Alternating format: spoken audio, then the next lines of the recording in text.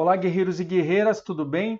Deixa eu falar a respeito de um assunto muito importante que às vezes o candidato fica receoso, muitas das vezes, de prestar um concurso, de fazer um concurso para policial ou alguma outra área que exija, por exemplo, a não existência de maus antecedentes, tá? A gente precisa entender o que seria maus antecedentes, né? Seria, por exemplo, a pessoa ser condenada, né? Isso é pacífico nos tribunais superiores, que para que configure os maus antecedentes, a pessoa precisa ter sido condenada, a sentença transitada em julgado. E nesse sentido, pessoal, logicamente, eu vou apresentar algumas teses, tanto dos tribunais superiores, STJ, STF, como também uma tese aqui firmada em sede ali de tribunal, né, no Tribunal de Justiça do Distrito Federal. Isso para a gente poder conversar a respeito de simples boletim de ocorrência, simples termo circunstanciado, ainda em sede de inquérito policial ou processo judicial que não terminou ainda, está em grau de recurso, o candidato foi condenado em primeira instância, foi para a segunda, quer recorrer ainda para os tribunais superiores, ainda não transitou em julgado a sentença penal condenatória, seria capaz ali de gerar maus antecedentes? E como consequência essa pessoa poderia ser eliminada ali numa investigação social, tá? Ainda separando, vamos fazer aqui uma diferenciação, tá? No aspecto conduta ilibada ou boa conduta, ou conduta compatível ali com o cargo público, né? A gente está falando aqui de policial, né? Separar esse quesito de antecedentes criminais, ok? Porque o que acontece? Às vezes o candidato, não existe BO contra ele, não existe nada contra ele, né? Não existe processo, ele não foi condenado, mas às vezes a equipe que vai fazer ali a investigação social, né, constata que a vida da pessoa é desregrada, ela fica o dia inteiro, por exemplo, fazendo uso de entorpecente na biqueira, tudo mais, ela não foi processada nunca, mas no aspecto de conduta, ela não seria ali indicada e confirmada no cargo, ok? Então vamos separar isso daí, tá certo? Não basta, não, eu tenho um boletim de ocorrência ali, não transitou em julgou, então eu posso ser considerado aí que não tenho maus antecedentes. Tá, em um aspecto ali, beleza, você não tem maus antecedentes. E a sua conduta, né? A conduta, ela é compatível com a função? A sua conduta, ela está condizente ali com a função policial, então você precisa tanto ter uma conduta de acordo com o que a polícia pede, ou o seu cargo, dependendo se for um cargo que exija uma reputação ilibada, né? E também você não pode ter maus antecedentes, tá certo? E deixando bem claro, é lógico que não é uma verdade, né, irrefutável as teses aqui firmadas, porque dependendo do caso, até a última tese que eu vou mostrar para vocês do STF, que fala que, logicamente, o processo em curso, ainda que não houve trânsito em julgado da sentença penal condenatória, não é capaz ali de ser um fator que elimine o candidato na investigação social. Porém, se houver ali uma lei específica e o cargo tiver uma certa relevância e o crime for gravíssimo, né, há de ser verificado ali de acordo com o caso concreto. Então, pessoal, aqui são teses firmadas pelos tribunais que dá uma boa discussão judicial, né? Não quer dizer que, não, é 100% que meu caso vai se amoldar aqui nessa situação, eu vou conseguir ganhar a minha ação judicial, meu mandado de segurança. Não, você precisa, logicamente, fazer a análise do seu caso concreto, né? Não, eu tenho um processo em curso aí, mas é por conta que é de tráfico de drogas, né?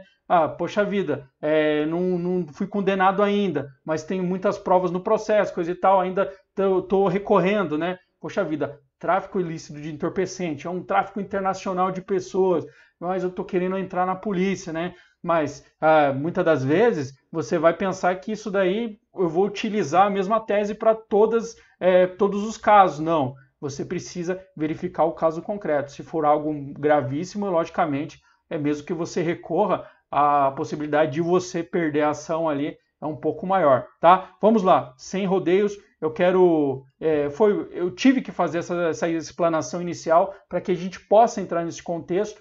Eu vou mostrar aqui para vocês uma tese firmada tanto pelo STF como o STJ. Eu vou ler, logicamente, a tese, a ementa aqui da decisão, né? Ó, a mera instauração de inquérito policial de ação penal contra o cidadão não pode implicar em fase de investigação social de concurso público sua eliminação da disputa, sendo necessário para a configuração de antecedentes o trânsito em julgado de eventual condenação. Por exemplo, tem um termo circunstanciado que nem foi condenado, foi arquivado, né?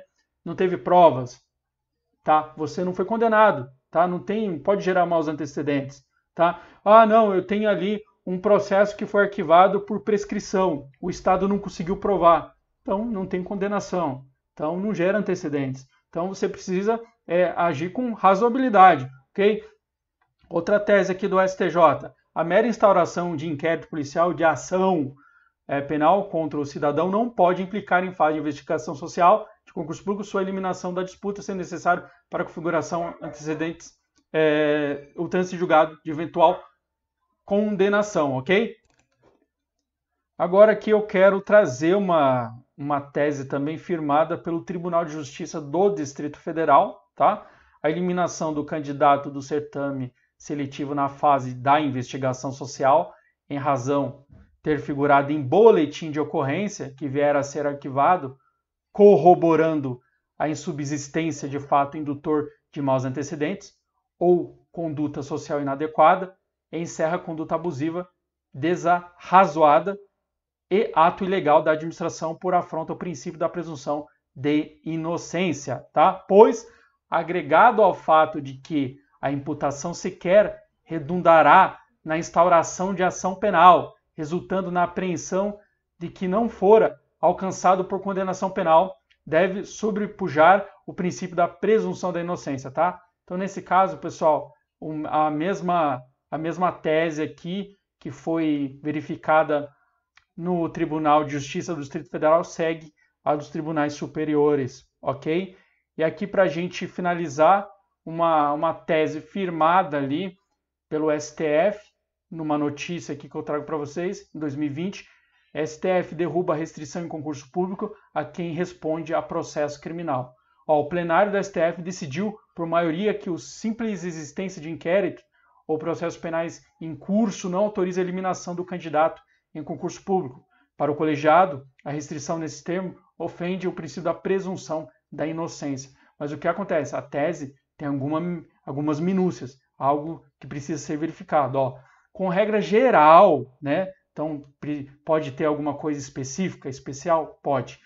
A simples existência de inquérito ou processo penal em curso não autoriza a eliminação de candidatos em concurso público, o que pressupõe condenação por órgão colegiado ou definitivo e a relação de incompatibilidade entre a natureza do crime em questão e as atribuições do cargo concretamente pretendido, a ser demonstrado em fase motivada por decisão da autoridade competente, ok? Então, está em grau de recurso, não foi confirmado ainda, por exemplo, por órgão colegiado, né? Não foi confirmada ali a sentença ali em segundo grau, né? E não tem nada provado ainda, o candidato ainda não finalizou ainda o processo, ele não foi condenado efetivamente, né? Transitado e julgado a decisão. Ele poderia, no caso, ainda participar do certame, não ser eliminado na investigação social. Só que aí existe aqui um ponto bem específico aí dessa decisão.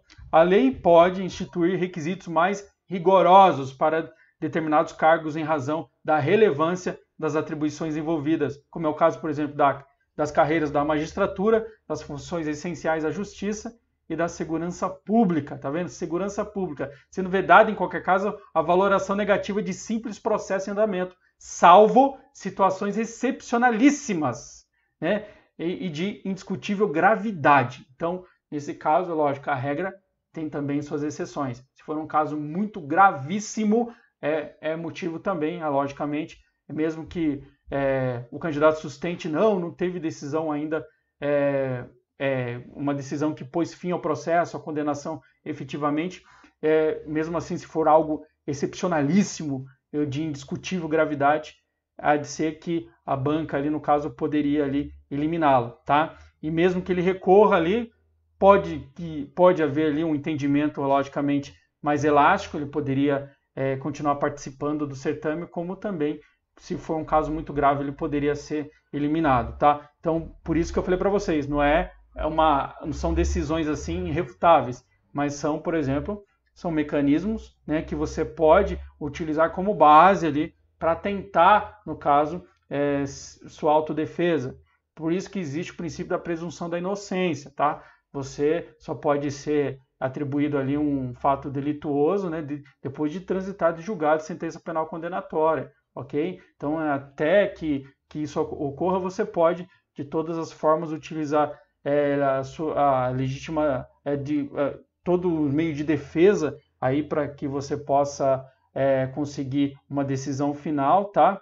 E você pode utilizar o processo, né, dessa forma para provar a sua inocência, ok?